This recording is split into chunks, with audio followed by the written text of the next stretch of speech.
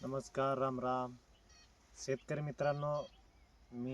आज मी शिवश्री योगेश्वर आंबाड, IMC आयुर्वेदातला एक जनजागृता सेवक म्हणून कार्यरत असताना आज आहे मी बीड जिल्ह्यातल्या केज तालुक्यातील आनंदगाव या गावामध्ये.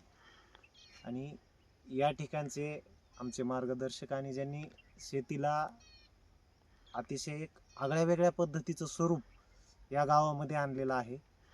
मी शेतीला आगळं वेगळं स्वरूप याच्यासाठी म्हणतो की आपण पारंपरिक जी रासायनिक शेती करत होतो, रासायनिक खतांचा औषधांचा वापर करून जी शेती करत होतो, त्याला खऱ्या अर्थानं पर्याय नाही.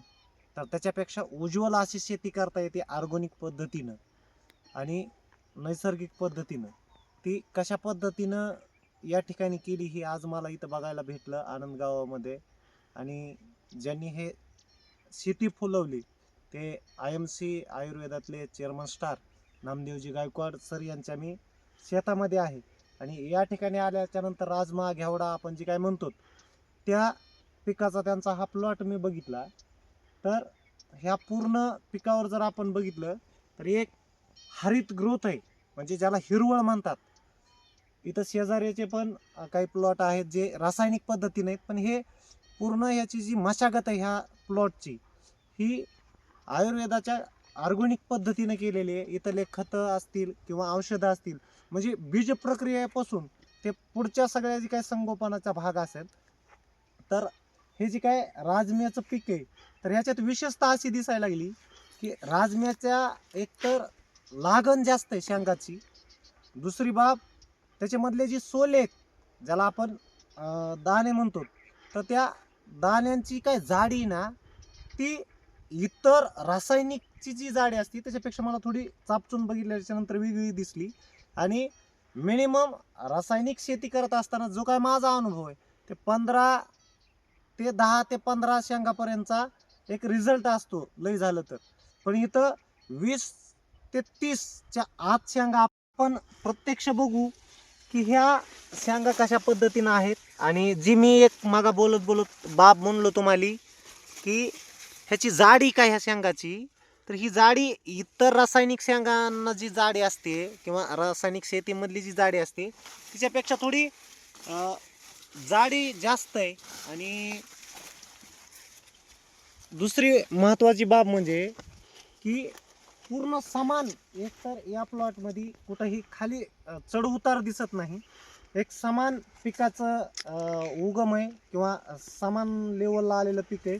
आणि तिसरी सगळ्यात महत्त्वाची गोष्ट म्हणजे की जे काय रासायनिकमुळं शेत असं फुफुटा मारल्यासारखं पांढरं दिसतं, तर मी खाली पण बघितलं भिजविलेल्या त्या जागेवर कुठंही असं मीठ आल्यासारखं शेत दिसत नाही.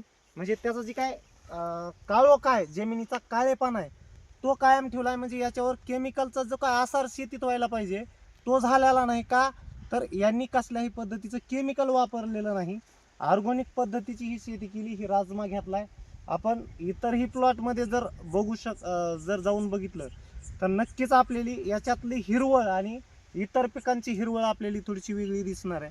म्हणून आपल्या सर्व शेतकरी बांधवांना माझी विनंती असणार आहे की जे तुकोबारायांनी कार्य केलं तेच कार्य आपण करायचं आहे. अनुभव आले अंगात या जगात येत असे, म्हणून आमचे चेअरमन स्टार नामदेवजी गायकवाड यांच्या शेतामध्ये आल्याच्या नंतर एक म्हणजे त्यांचं पीक बघून जे आपण आधी करायचं आणि मग जगाला सांगायचं याची अनुभूती या ठिकाणी आली. त्यांनी पूर्ण या वर्षी या 1-2 वर्षामध्ये ऑर्गॅनिक पद्धतीचं हे शेती करायला चालू केली आणि त्याचा एकदम रासायनिक शेतीपेक्षा सर्वोत्तम असा रिझल्ट या ठिकाणी दिसायला.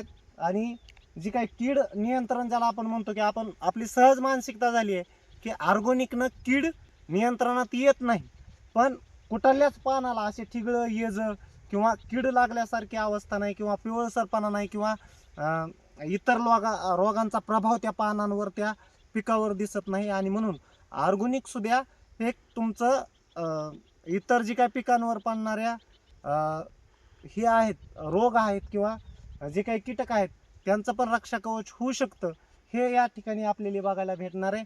नक्कीच आम्ही वापरलंय, आम्हाला रिझल्ट जबरदस्त आलाय.